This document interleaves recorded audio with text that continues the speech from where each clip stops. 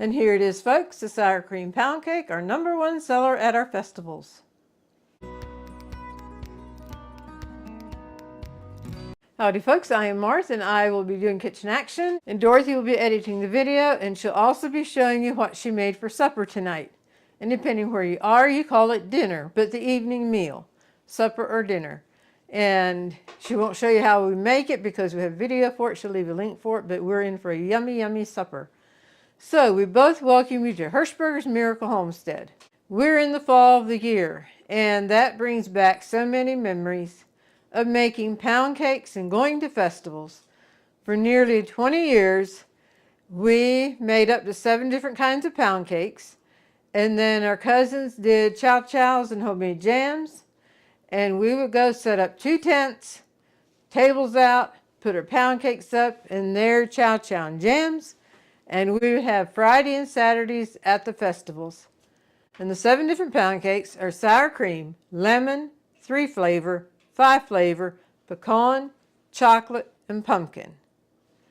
And sour cream was our #1 seller.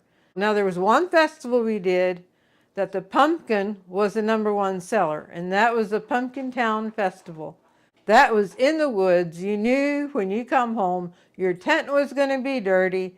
And yeah, back when we started this venture, we had one KitchenAid we worked with. And it's only so much you can put out with one KitchenAid. And as our name got out there and people enjoyed our cakes, we ended up with 3 KitchenAids right beside each other. Then we decided if we're going to do this long term, it's time to invest. So we got a big mixer that we could do 5 to 6 cakes at a time. We still have that one, but we seldom ever use it anymore because we don't go to festivals. Life brings changes, and that's one change. But anyway, we are going to be putting together the sour cream pound cake. For our sour cream pound cake, we need all-purpose flour, and we sift ours, granulated sugar, sour cream, and we tried different brands. The Breakstone brand is what we like the best. Eggs at room temperature. In here is baking soda and ground ginger, vanilla extract, lemon extract, and butter or margarine. And another baker friend of ours who did a lot of baking, she said for her the Imperial Margarine works the best for the pound cake. So that's what we use. All right, I'm going to get the liquid off of here. Well, sour cream can stay there, but the extracts I'm going to sit over there till we need it. Okay. Start out with our margarine and the sugar.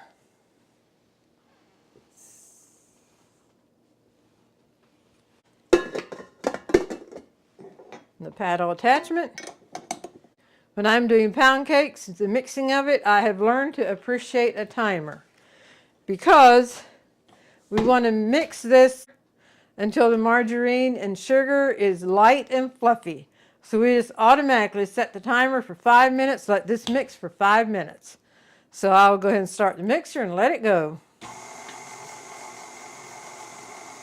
Start out slow until it's partly incorporated, and then we can put it up and it shouldn't splash out. There we go. Timer for 5 minutes. Then I'll move in what goes in next.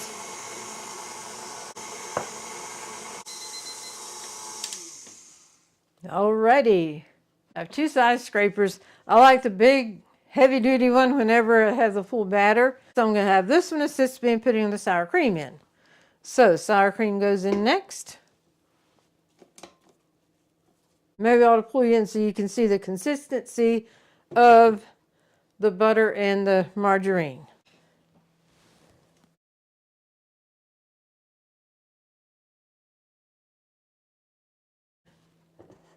Well, this is off of the mixer. I'm going to go ahead and add the sour cream.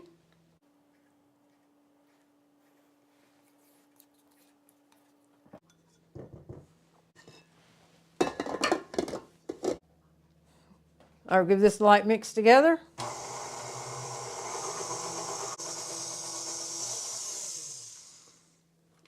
And now I'm going to add baking soda and ground ginger, lemon extract, and vanilla extract.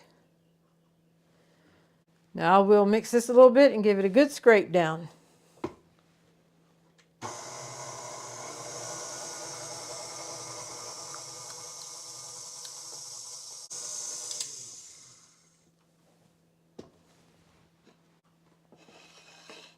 And I often find it easier just to remove the bowl from the mixer and give it a good scrape down so nothing's hanging on the side or the bottom. Now see how that looks now? It's a little bit lumpy. Okay, I'm back here again. I'll put this on the mixer. We will do another 5-minute run of the mixer and then we'll show how it looks. While it's doing that, I'm going to prepare my pan. And before I get the mixer going again, I want to give a hearty welcome to our new subscribers. We're glad you found us and subscribed, and also thanks to those who have liked and commented on our videos and shared it on your social media. That all helps our channel to grow. So thank you very much.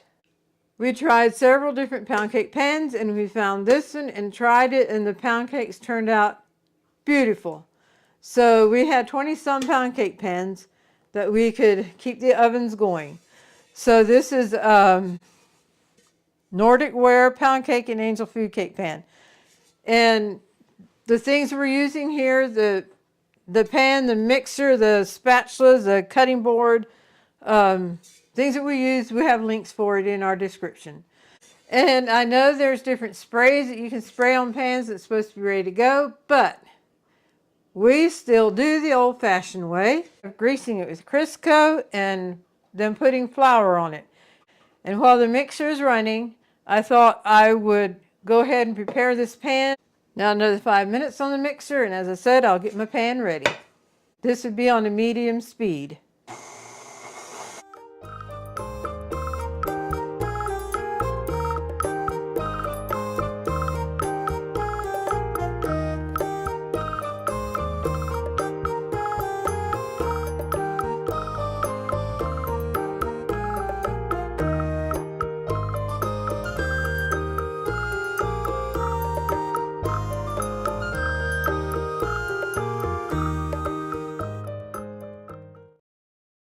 Look how smooth that is compared to what it was a while ago. And now it is adding eggs and the flour. Alternate using the two. 2 eggs. I start out with the eggs and end up with the flour. And mix those, and then we'll add some flour.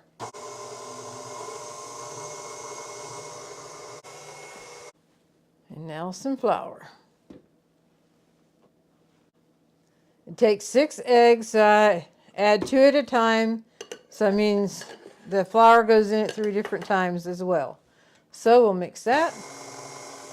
While that's mixing, I'll get 2 more eggs ready to go.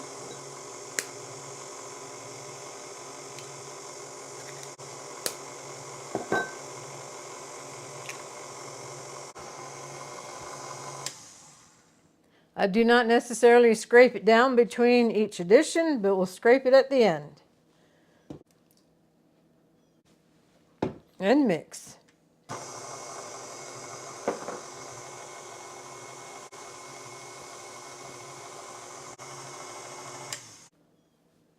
And now flour. And mix.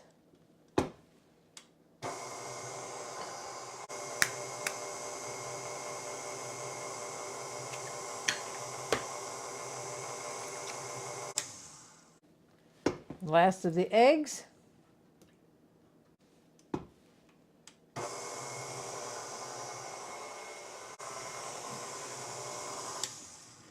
And the last of the flour.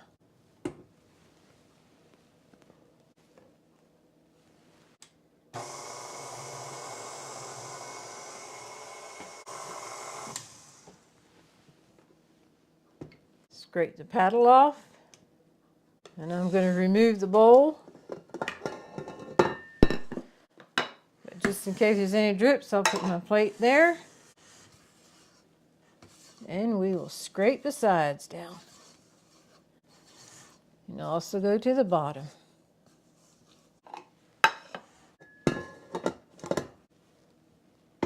Now we mix this for yet another 5 minutes and then it'll be done.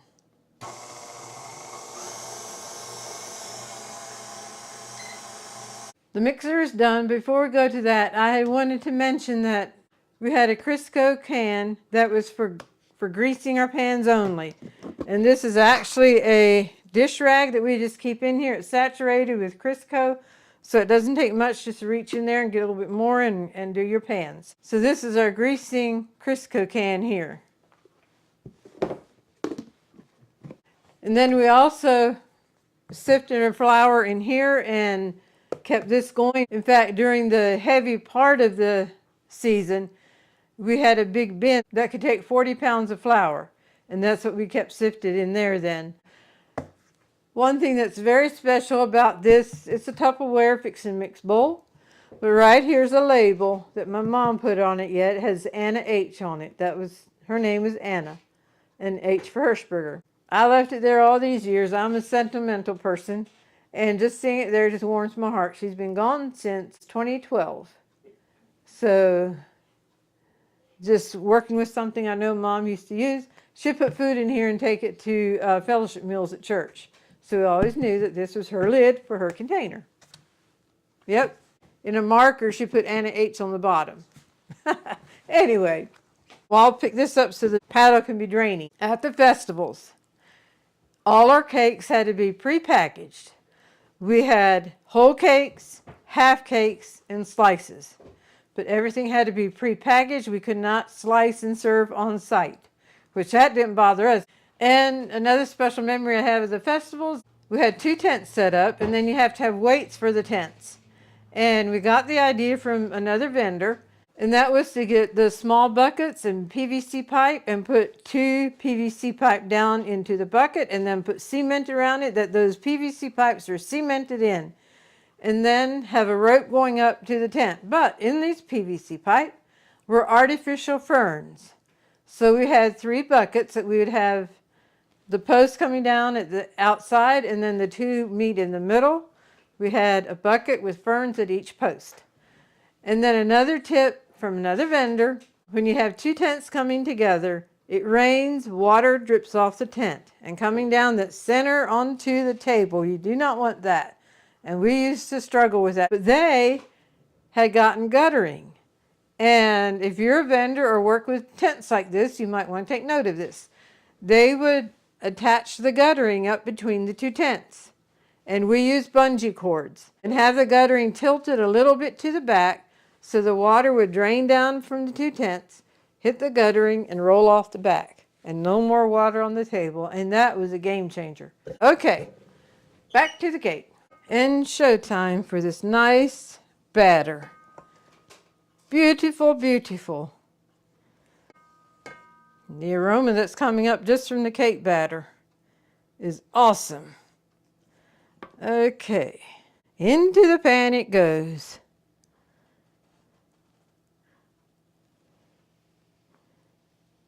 We like to circle around the pan, and if you notice when I was greasing the pan and flouring the pan, be sure the middle, bottom, and sides are greased and floured.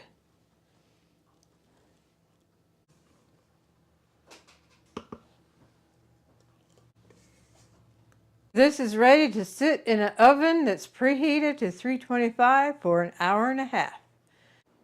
A good looking sour cream pound cake is out of the oven. The only thing we'll do now is with a thin bladed knife, just go across the edge. And this will ensure that any cake from the edge of the cake that might be sticking to the pan, this will loosen it up and as the cake settles down, then it won't raise up because it's stuck to the pan. We will let this sit here for 7 minutes before we dump it out. We are ready to dump the cake. So that's going up and out of here. The cake is coming back. I have the thin bladed knife and 2 cooling racks. With the thin bladed knife, go keeping it pressed against the cake pan. And that releases the cake from the pan if it is sticking at all. And then the cooling rack has little feet or whatever you call them, have those up. So the flat part of the cooling rack is against the pan because we're going to flip it over. And now the feet are on the table holding the cake up. And same thing, the feet up, flip it back over, and there we have it. And sometimes crumbs want to be on the side, just give it a light brush. Don't apply too much pressure. There's a few crumbs in the pan itself. Take a paper towel while it's warm, rub it along the edge and along the bottom. Okay, the edge is done. Now I'll get the bottom. And now the center part.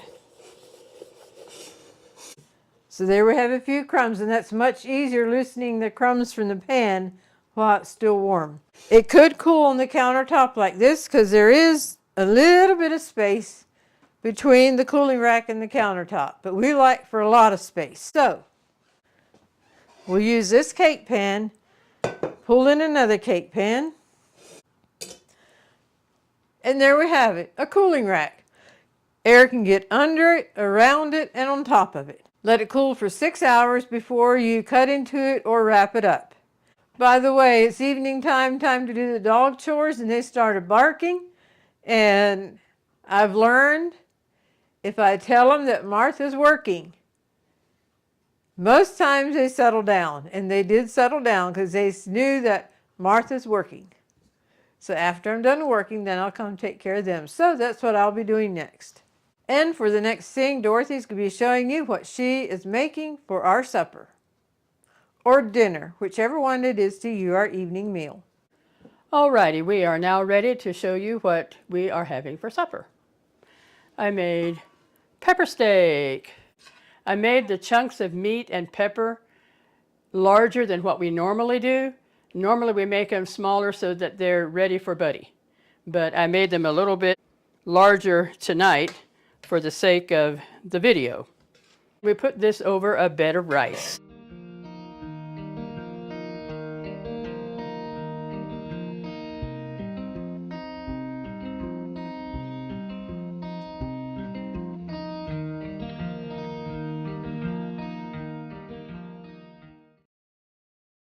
Martha had made this one time and videoed it, so we do have a video that shows how to make this. A link for the video will be in the description.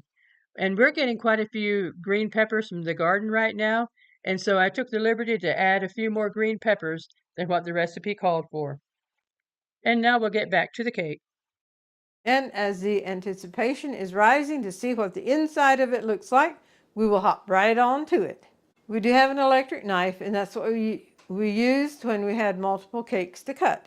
But just one cake, I'm just using a knife, and we will cut our cakes. This size cake, we got 16 slices out of it for festivals. Now that's a large slice. When you cut it for a meal here to serve, then we cut it more into 20 slices. But 16 slices made a nice big piece of cake that someone could buy. Often, for myself, often I eat half of it when I open it up and then finish off the other half later.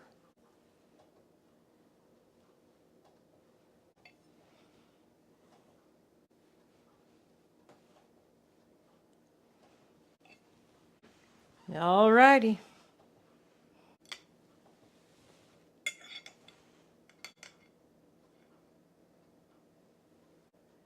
What a beautiful slice of cake. Yum, yum, yum. Just waiting to have fruit added to it, or ice cream, or maybe both. This cake is also good with chocolate icing or cream cheese icing. Or if you just want to sit back and relax with a piece of plain sour cream pound cake. That's how I eat it mostly. Well, I hope you've enjoyed the process of making the sour cream pound cake. If you all make it, I hope you enjoy it as much as we do. We will keep sour cream pound cake here for us. It's a cake that Buddy loves, he can have. And then we'll be wrapping slices to take to a dinner party I'm going to this evening. And I'll have it available for anyone to take that wants to take. And that's one way we can make food for us to enjoy together making it and then being able to share it with others. You'll find the recipe in the description box. And now for the golden thought. Baking is like growing our faith in the Lord. The heat can transform us into something beautiful and beneficial. In baking, we need a variety of ingredients, and they don't all have the same measurement. Some you have much more of than others. And you mix it all together and put it in the oven. You put it into the heat. And the heat of the oven transforms it into something of substance that we can enjoy. And you know, life is a mixture of experiences and emotions, and the intensity of these vary too, and sometimes we're put through the heat. And if we respond to the heat in a positive way and allow Jesus to guide us and lead us through, then it can be an experience that is very beneficial for us and can transform our lives into something beautiful, even though it was a hard thing to go through.